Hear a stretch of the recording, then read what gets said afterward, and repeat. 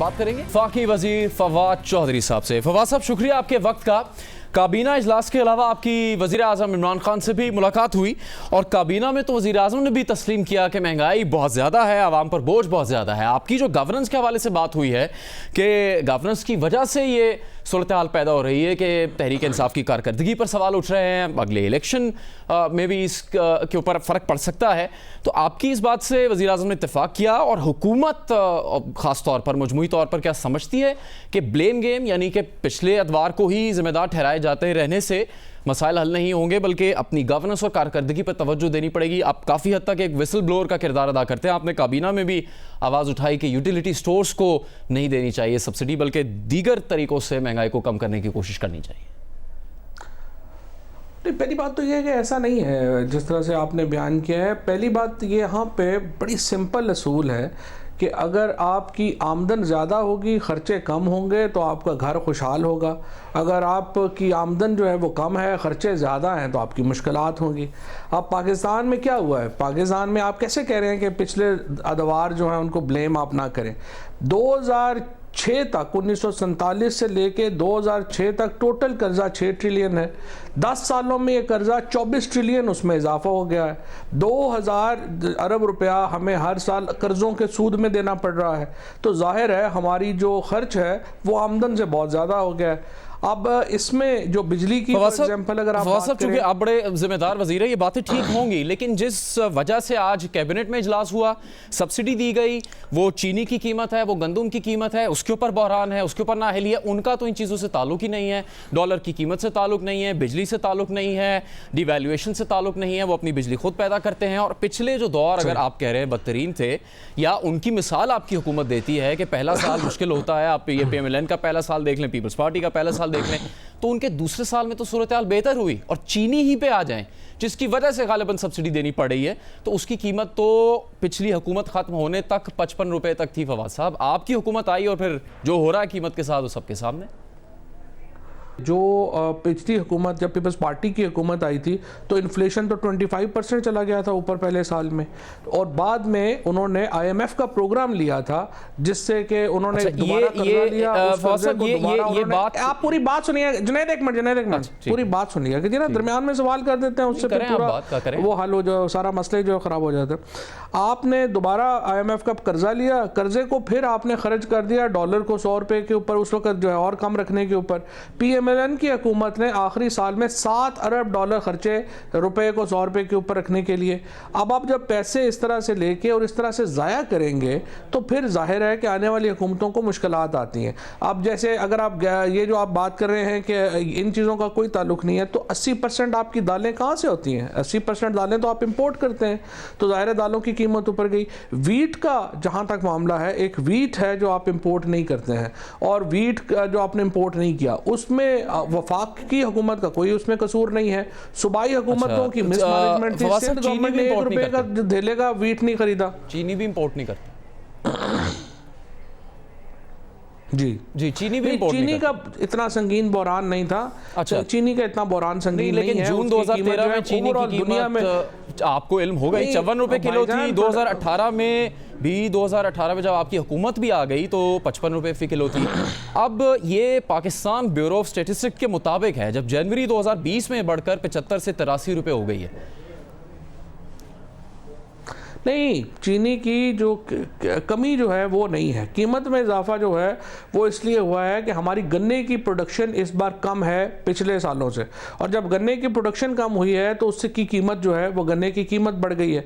और ये जो पैसा जो यहाँ पे गया है, अब जो जिस तरह से ये शुगर मिल एसोसिएशन ने आज 1 लाख टन जो है वो अब सब्सिडाइज जो चीनी है वो देने का वादा किया है। अदरवाइज वो कह रहे हैं कि ये पैसा सारा काश्तकार को जो है वो गया है, क्योंकि गन्ने की प्रोडक्शन कम है और फिर फोटोसिंथेसिस की वजह से जो उसका रस है गन्ने में वो भी इस बार जो है वो कम है। ये तो गन्ने की कीमत तो फिक्स है, उसके ऊपर कॉस्ट भी सामने है। जब पिछले अदवार में अगर आपके हिसाब से कारकर्दगी ठीक नहीं थी और कर्ज लेके डॉलर को मैनेज किया जा रहा था तो आपने डॉलर भी खुला छोड़ दिया। फिर आप सर्कुलर डेट की बात करते हैं, वो भी उस वक्त से बढ़ के खैर ऊपर जा चुका है। इन दोनों चीज़ों का इससे ताल्लुक है नहीं। आपकी हुकूमत के चंद महीने में 70 से 83 रुपये होती है, उसको कंट्रोल भी आप नहीं कर पा रहे। फिर आपकी हुकूमत ने खुद ही सरकारी कीमत 70 रुपये मुकर्रर कर दी है। अब ये सब कुछ तब हो रहा है जब मशहूर ज़माना सिसिलियन माफिया या गॉडफादर्स मौजूद नहीं है या जेल में या मुल्क से बाहर हैं। आपकी हुकूमत है, आप लोग इक़्तिदार में हैं, तो इसके जिम्मेदार आप नहीं होंगे? आपने कहा कि सर्कुलर डेट जो है वो ऊपर जा रहा है। सर्कुलर डेट जो है वो 400 जो बिलियन उसके रुपीस के ऊपर था। वो पिछली हुकूमत ने ये किया कि उन्होंने वो जो पैसे थे कर्ज लेकर के कंपनीज को जो है वो ज़ीरो कर दिया, वो कर्जा हुकूमत के लिए छोड़ गए। जो इस वक्त सर्कुलर डेट में इजाफा था जब हमने हुकूमत इनहेरिट की थी, वो 38 अरब रुपया महीना सर्कुलर डेट बढ़ रहा था। हम उसको कम करके 11 अरब के ऊपर ले आए हैं और अगले 6 महीनों में इसको हम ज़ीरो पे ले जाएंगे। लिहाजा सर्कुलर डेट के ऊपर तो आपकी जो बात है वो दुरुस्त नहीं है। दूसरी जो आपने बात की है कि चीनी के जो मामले के ऊपर उसका ताल्लुक जो है ये आपने उसका हल निकाला है, वो आपने कोई कलेक्शन करके तो नहीं किया। आपने कीमतें बढ़ा दी, महंगाई कर दी, बिजली महंगी कर दी, उससे आपने पैसे अदा कर दिए। आपका इसमें कमाल तो नहीं है कोई? नहीं, ये भी आपकी बात गलत है। इसलिए आपकी बात गलत है कि 133 अरब रुपए के 133 अरब रुपए के लाइन लॉसेस जो हैं उनमें रिकवरी की गई। बिजली की जो चोरी है उसमें बहुत ज़्यादा जो है वो कमी आई और उसके साथ कीमत में नहीं, बिजली तो महंगी होनी है ना। जो नवाज शरीफ एंड कंपनी जो आपके जो फॉर्मर गवर्नमेंट है वो जिस तरह के मुआहदे कर गई जिसमें फिक्स्ड कॉस्ट इतनी ज़्यादा बना करके दे के गई है, उस वक्त भी to be fair with peoples party उन्होंने भी ये कह रहे थे, तनकीद कर रहे थे कि जनाब ये बिजली की कीमत आप बढ़ाएंगे और बहुत बढ़ जाएगी जिस तरीके से आप मुआहदे कर रहे हैं। बाकी लोग भी जो है वो बता रहे थे। तो जो उस वक्त लोग जो भी थोड़ी अकल रखते थे कैपेसिटी डिस्चार्ज का काफ़ी तफसीली मामला है। जिन इशूज़ को आप मान रहे हैं उसमें आप देखें जनवरी में महंगाई की शरह 14.6% हो चुकी है। अब ये 12 साल की बुलंद तरीन सतह पर है। अब जो खाने पीने की चीज़ों की महंगाई की शरह है, फूड इन्फ्लेशन जिसे कहते हैं, वो 24% तक पहुंच गई है। तो अब उंगलियां उठ रही हैं वज़ीर आज़म के इर्द गिर्द मौजूद साथियों पे। उसमें कई नाम लिए जा रहे हैं। तो आपको नहीं लगता कि वज़ीर आज़म पर इसका नाम आएगा? क्योंकि वो खुद कहते रहे हैं कि जब सियासतदान कारोबार में आएगा तो ये कॉन्फ्लिक्ट ऑफ इंटरेस्ट होगा, इससे फिर आवाम का नुकसान होगा, ये खदशात मौजूद रहते हैं। आपको नहीं लगता इस वक्त हो रहा है आपकी हुकूमत में, आपके प्राइम मिनिस्टर के नीचे? प्राइम मिनिस्टर साहब के इर्द गिर्द किसी आदमी के ऊपर भी कोई उंगली जो है वो नहीं उठ रही और ना ही प्राइम मिनिस्टर के इर्द गिर्द, सवाए इसके कि जो शुगर मिलें हैं 3 लोगों की, हुमायूं साहब की, जहांगीर तरीन साहब की और अपने खुसरो बख्तियार की, इन 3 के अलावा किसी और की जो है वो शुगर मिल भी नहीं है। इनका शेयर भी पाकिस्तान में शुगर इंडस्ट्री में बाकी सब लोगों से ज़्यादा है मिला के फवाद साहब। वो ज़्यादा होगा शुगर का, लेकिन एक शुगर की ऊपर जो है वो इनका है, वो उन्होंने अपनी बात क्लैरिफाई कर दी है।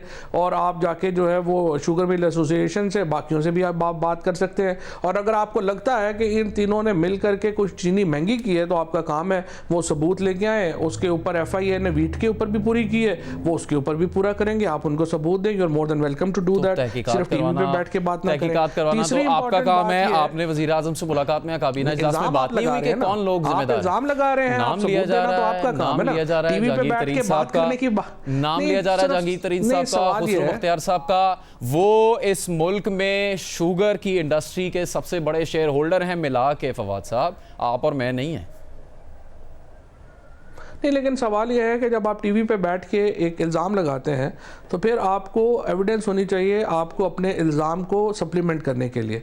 और मैं ये कह रहा हूँ कि अगर आपके पास सबूत है कि इन्होंने मैनिपुलेट की है कीमत को, आपको डेफिनेटली हुकूमत को FIA के पास भी जा सकते हैं, हुकूमत को भी लिख सकते हैं, या आप अपने सबूत अपने टेलीविजन के ऊपर दे दीजिए, हम वहाँ से ले लेंगे। हुकूमत में सिर्फ कहना काफ़ी नहीं होगा। हुकूमत में आप हैं और तहकीकात हम करेंगे। आगे चलते हैं, जरा आगे चल नहीं, तहकीकात नहीं, आपने इल्ज़ाम लगाया ना, बेसिक सबूत तो आप देंगे ना कि आप ये तो नहीं टीवी पे बैठ के आप बात कर देंगे उसके बाद आपके पास होगा कुछ नहीं। अच्छा, दूसरी बात इंपॉर्टेंट आगे जरा इससे आगे बढ़ते हैं, इसके ऊपर आपके पास है कुछ नहीं है? नहीं, इसके पास मेरे पास सब कुछ है, आपके पास कुछ नहीं, सिवाय इसके कि हुकूमत ने काम नहीं किया। इन सब लोगों के ऊपर आवाज उठ रही है और आपके वुज़रा तक ने कहा, कल सदर मुमलिकत तक ने कह दिया कि गंदुम के मामले पर भी नाअहली बरती गई है और जिस तरह से मजमूई तौर पर 6 6 लाख टन गंदम बरामद की गई।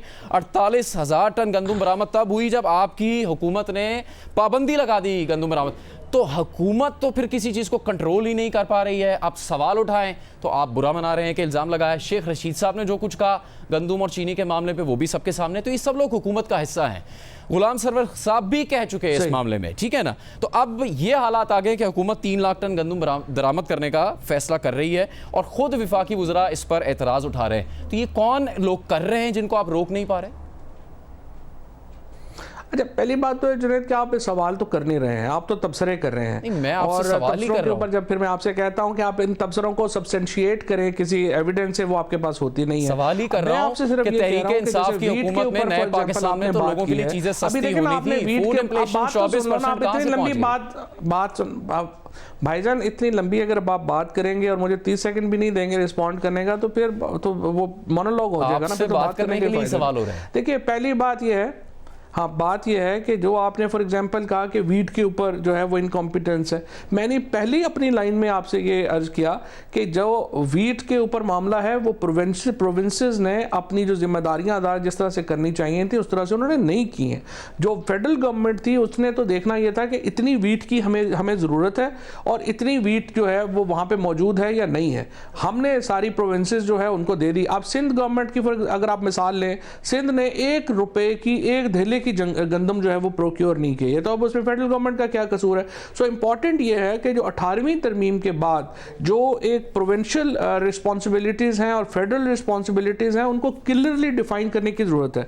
और मुझे उम्मीद है कि जिस तरीके से हमने इलेक्शन कमीशन का मसला हल किया है, जिस तरीके से अब हम नैब लॉ के ऊपर आगे चल रहे हैं, हुकूमत और अपोजिशन इसके ऊपर भी बैठेगी और हम जो 18वीं तरमीम में जो कोऑर्डिनेशन के गैप्स रह गए हैं हम उनको फिल कर सकें। तो फवाद साहब, चीनी की कीमत 55 रुपए किलो से 83 रुपए किलो तक पहुंचने में कोई फायदा नहीं उठा रहा, आप ये कह रहे हैं? देखिए, इसमें अगर कैटलाइजेशन है, अगर इसमें कोई मैनिपुलेशन है, उसका अगर आप सबूत देते हैं तो डेफिनेटली उसके ऊपर तहकीकात कर लेते हैं। लेकिन हुकूमत इसके लिए तहकीकात नहीं करेगी। जो शुगर मिल एसोसिएशन है उसका वर्जन ये है कि जनाब आप देख लीजिए जो हमारी जो क्रॉप की जो एरिया है वो कितना कम हुआ है, क्रॉप का जो उसकी जो पैदावार है वो कितने जो है वो नीचे गई है। उसके बाद आप खुद हिसाब लगा लीजिए कि आलमी मंडी में इस वक्त क्या हालात है, हमारे पास क्या हालात हैं। अगर आपके पास कुछ भी सब्सटेंटिव इशू है तो आई इनकरेज यू टू इसको आप लेके आए, इंशाल्लाह उसके ऊपर तहकीकात करेंगे। ठीक है फवाद साहब, आखिरी बात, टैक्स के इशू पर हुकूमत इस वक्त कहाँ खड़ी है? क्योंकि किसी भी तरह से कामयाबी जो हदफ मुकर्रर किए थे उस पर मिल नहीं पा रही। वज़ीर आज़म इमरान खान ने कहा था जिस वक्त तो वज़ीर आज़म नहीं थे कि जब वो इक़्तिदार में आएंगे तो 4,000 अरब से 8,000 अरब रेवेन्यू हो जाएगा। शब्बर ज़ैदी लंबी रुखसत पे जा चुके हैं, 350 अरब से ज़्यादा का शॉर्टफॉल है, IMF की रिक्वायरमेंट पूरी हो नहीं पा रही। तो आप वज़ीर आज़म ने कहा था कि ईमानदार क़यादत हो तो लोग टैक्स देते हैं, तो अब क़यादत ईमानदार नहीं है या क़यादत ईमानदार होने की वजह से लोग टैक्स देते नहीं हैं, इसके लिए कुछ और तरीके इख्तियार करने पड़ते हैं? अच्छा, अनफॉर्चुनेटली आज मुझे आपके हर सवाल के जवाब में आपको करेक्ट करना पड़ रहा है जो अमूमी तौर के ऊपर आप नहीं करते, आप की जो है वो बड़ी अच्छी तैयारी होती है। वज़ीर आज़म ने यहाँ पर ये नहीं कहा था कि वो 8,000 अरब टैक्स कर देंगे जो आपको मुझे ठीक करना पड़ा? नहीं, मुझे आपको थोड़ा ठीक करना पड़ेगा। उसकी वजह यह है कि पिछले साल से इस साल उनकी ये गुफ्तगू मौजूद है हमारे उसमें पास, 17% इजाफा हुआ है। नहीं, थोड़ी मेरी बात सुन लो ना। पिछले साल से इस साल जो इजाफा है वो 17% टैक्स कलेक्शन में इजाफा जो है वो अभी तक जो है वो हो चुका है और इंशाल्लाह जिस तरह से हम आगे जा रहे हैं इसमें मजीद आप पिछली दोनों हुकूमतों से पीछे हैं। पिछली दोनों हुकूमतों में 20% इजाफा हुआ है, आपने खुद ही अभी 17% बोल दिया, तो आप तो काफी पीछे हैं उनसे। नहीं, एक सेकेंड जरा बात तो सुन लो ना। अभी तो खैर अपना महीने भी तो 6 हुए ना। आखिरी बात सिर्फ मैं ये आपसे कहना चाह रहा हूँ, इस वक्त 18 महीने हो चुके हैं पाकिस्तान की, नहीं इस साल के टैक्स कलेक्शन की बात कर रहा हूँ भाई, जो इस वक्त जो पाकिस्तान की तारीख का सबसे बड़ा टैक्स कलेक्शन जो है वो इस साल होने जा रहा है, तो इसके ऊपर तो सेलिब्रेट करना चाहिए। अच्छा, जो पिछले साल पाकिस्तान की तारीख की नेगेटिव ग्रोथ थी टैक्स रेवेन्यू में, उसके ऊपर भी सेलिब्रेट करना चाहिए। इस साल को तो करो ना, पिछले साल को तो पिछले साल को किस खाते में सेलिब्रेट करें? इस साल की मैं बात कर रहा हूं। पिछले साल आपकी हुकूमत नहीं थी, हिस्ट्री की सबसे बड़ी जो है वो कलेक्शन जो है वो इंशाल्लाह होगी। चले, पिछले साल भी आप ही की हुकूमत थी, उसको सेलिब्रेट करने का भी आवाम को बता दीजिएगा। बहुत शुक्रिया फवाद चौधरी प्रोग्राम में वक्त के लिए।